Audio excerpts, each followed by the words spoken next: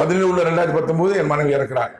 4 நாட்கள் என் கடவுள் என்ன பேசல, விலகிட்டார். சடங்கு பண்ணணும்ல, அந்த 3 நாள் சடங்கு இருக்குல்ல, 4 நாள் கழித்து 22/1/2019 என் தேவனாய் கர்த்தர் என்னிடம் தீர்க்கதரிசனம் கூறுகிறார்.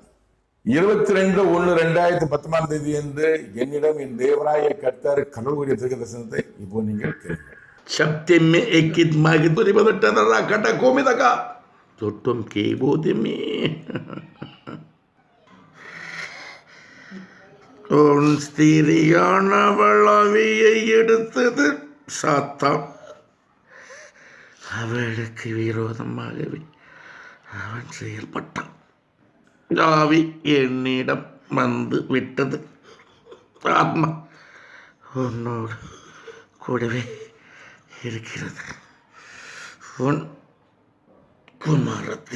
குமாரனோடு கூடவே இருக்கிறது.